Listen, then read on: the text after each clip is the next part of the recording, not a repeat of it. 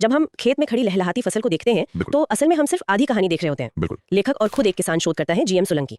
वो कहते हैं कि असली कहानी, असली एक्शन तो जमीन के नीचे हो रहा है। हाँ, हमारी नजरों से बिल्कुल ओझल, और ये बात बहुत गहरी है। उनका मानना है कि जो किसान जमीन के नीचे की इस दुनिया को साथ लेता है उसे ऊपर की फसल की चिंता करने की जरूरत नहीं पड़ती। तो आज हम जीएम सोलंकी की किताब कृषि रक्षा रसायन के एक अध्याय के आधार पर खेती के उसी अदृश्य हिस्से की पड़ताल करने वाले हैं। एक बहुत ही दिलचस्प विषय। हम बात करेंगे माइक्रोराइजा की, जिसे सोलंकी एक बहुत ही मजेदार नाम देते हैं, कृषि का भूमिगत इंटरनेट। ये नाम ही अपने आप में पूरी कहानी कह देता है। हाँ, तो हमारा मकसद यही समझना है कि आखिर ये भूमिगत नेटवर्क है क्या, ये काम कैसे करता है, और क्या सच में जमीन के नीचे की दुनिया को समझकर हम अपनी खेती को पूरी तरह बदल सकते हैं। बिल्कुल, और ये हमें बताता है कि प्रकृति के पास पहले से ही कितनी अविश्वसनीय तकनीकें मौजूद हैं, हमें बस उन्हें समझना है।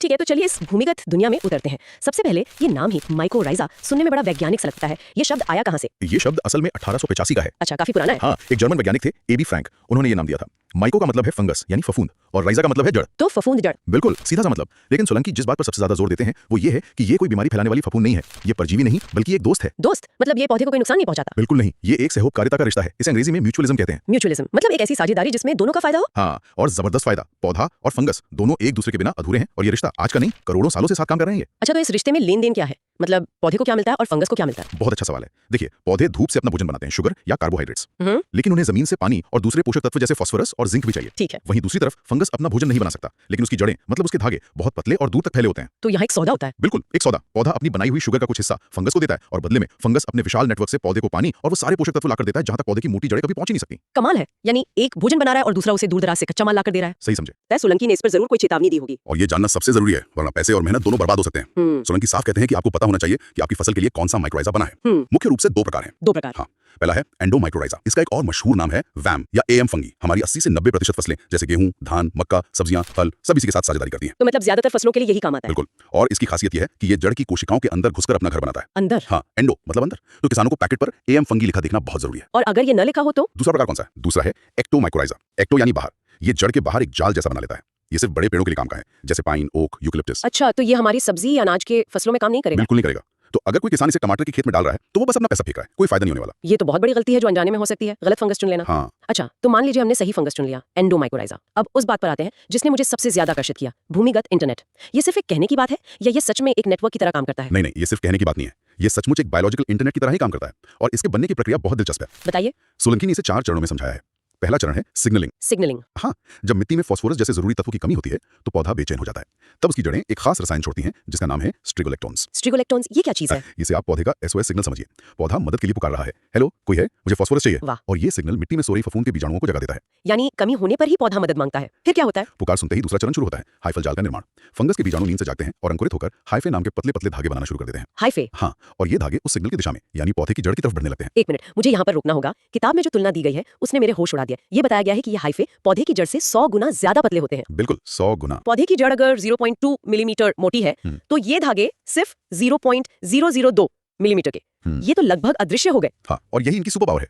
इनका इतना पतला होना ही इन्हें इतना शक्तिशाली बनाता है। वो कैसे? ये मिट्टी के उन महीन कणों के बीच भी घुस जाते हैं जहां पौधे की मोटी जड़ जाने का सोच भी नहीं सकती। ये वो नमी और पोषक तत्व खींच लाते हैं जो पौधे के लिए हमेशा पहुंच से बाहर थे। अविश्वसनीय। ये नेटवर्क एक अकेले पौधे के लिए कई किलोमीटर तक फैल सकता है, सोचिए। तो ये धागा जड़ तक पहुंच गया, अब आगे क्या? क्या वो जड़ में घुस जाता है? हाँ, और यही तीसरा चरण आता है, प्रवेश और संरचना। ये हाइफे जड़ की कोशिका की दीवार में प्रवेश करता है, लेकिन उसे फाड़ता या नुकसान नहीं पहुंचाता। अच्छा। अंदर जाकर ये 2 बहुत खास संरचनाएं बनाता है। पहली है अर्बुस्क्यूल्स। ये पेड़ की टहनियों जैसे दिखते हैं। आप इसे एक मार्केट प्लेस समझ सकते हैं। मार्केट प्लेस मतलब बाजार? बिल्कुल, यहीं पर असली लेन देन होता है। फंगस पौधे को फास्फोरस, जिंक और पानी देता है, और पौधा बदले में उसे बनी बनाई शुगर। अच्छा, इसीलिए इसे वीएम फंगी भी कहते हैं। तो ए का मतलब अर्बिस्क्यूज हुआ। सही पकड़ा। और वी का क्या मतलब है? वी का मतलब है वेसिकल्स। ये गुब्बारे जैसी संरचनाएं होती हैं। इसे समझिए पौधे का पावर बैंक। Power bank? हाँ, फंगस इनमें मुश्किल दिनों के लिए जैसे सूखे के समय के लिए एनर्जी यानी लिपिड्स जमा करके रखता है। मतलब जब ऊपर सब कुछ सूख रहा हो तब भी जमीन के नीचे पौधे के लिए एक इमरजेंसी सप्लाई तैयार है। ये तो सिर्फ एक फंगस नहीं, ये तो अपने आप में एक पूरी व्यवस्था है। सिग्नल भेजना, नेटवर्क बनाना, बाजार और फिर एक पावर बैंक भी। बिल्कुल, एक पूरा सपोर्ट सिस्टम। अब जरा पोषक तत्वों की बात करते हैं। मैंने सुना है कि भारतीय मिट्टी में एक बड़ी समस्या है फास्फोरस का फिक्स हो जाना। हाँ, ये बहुत बड़ी समस्या है। किसान डीएपी तो बहुत डालते हैं, लेकिन सोलंकी की किताब के अनुसार उसका सिर्फ 25-30% ही पौधे को मिल पाता है। बाकी कहाँ जाता है? बाकी मिट्टी में ही पड़ा रहता है, लेकिन एक ऐसी शक्ल में जिसे पौधा खा नहीं सकता। मतलब? वो कैल्शियम या आयरन के साथ जुड़कर एक तरह से लॉक हो जाता है। पौधा उसे देख तो सकता है पर ले नहीं सकता। तो यहाँ माइक्रोराइजा क्या करता है? यहीं पर माइक्रोराइजा एक ताला खोलने वाली चाबी का काम करता है। ताला खोलने वाली चाबी? वो कैसे? माइक्रोराइजा अपने धागों से खास तरह के एंजाइम जैसे फॉस्फेटेज और कुछ कार्बनिक अम्ल छोड़ता है। ये रसायन उस लॉक हुए फास्फोरस को खोल देते हैं। अच्छा। उसे पौधे के लिए खाने लायक बना देते हैं। तो ये सिर्फ एक डिलीवरी सर्विस नहीं है, ये एक शेफ भी है जो खाना तैयार करके परोसता है। और सिर्फ फास्फोरस ही नहीं, किताब में जिंक का भी जिक्र है, जिसे एक अचल यानी इमोबाइल तत्व कहा गया है। इसका क्या मतलब हुआ? अचल का मतलब है कि जिंक मिट्टी में ज्यादा घूमता फिरता नहीं है, वो जहां है वहीं पड़ा रहता है। अगर पौधे की जड़ के ठीक पास नहीं है तो पौधा उसे नहीं ले पाएगा, भले ही 2 इंच दूर उसका भंडार क्यों ना हो। हाँ बिल्कुल, यहीं पर माइक्रोराइजा का विशाल नेटवर्क, वो भूमिगत इंटरनेट काम आता है। उसका जाल मिट्टी के हर कण को छूता है और जहां भी जिंक मिलता है उसे सोख कर सीधे पौधे की जड़ तक पहुंचा देता है। वाह, यानी ये पोषक तत्वों का प्रबंधन बहुत ही स्मार्ट तरीके से करता है। बहुत ही स्मार्ट। किताब में एक और आधुनिक खोज का जिक्र है, ग्लोमालिन। मैंने ये नाम पहले कभी नहीं सुना, ये क्या है? ग्लोमालिन की कहानी तो बहुत ही नई और रोमांचक है।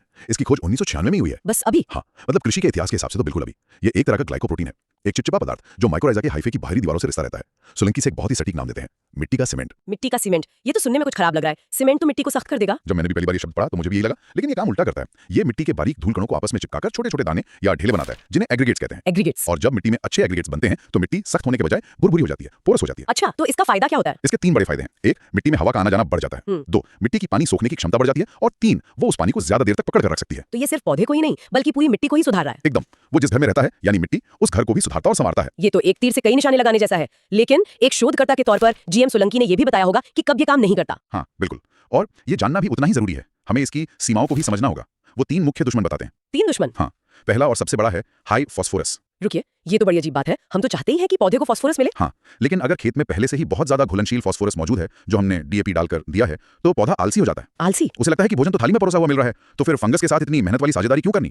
ऐसे में वो स्ट्रिगोलेक्टोन्स वाला एसओएस सिग्नल ही नहीं भेजता। तो फंगस को पता ही नहीं चलता कि पौधे को उसकी जरूरत है। बिल्कुल। लेकिन ये तो एक दुविधा जैसी स्थिति है। किसान को तो सिखाया गया है कि ज्यादा डीएपी मतलब ज्यादा पैदावार। यही तो बात है। सोलंकी की सलाह है कि जब आप माइकोराइजा का इस्तेमाल करें तो रासायनिक फास्फोरस की मात्रा 25% तक कम कर दें। अच्छा, इससे आपका पैसा भी बचेगा और माइकोराइजा भी अच्छे से काम करेगा। और दूसरा दुश्मन? दूसरा बड़ा दुश्मन है गहरी जुताई।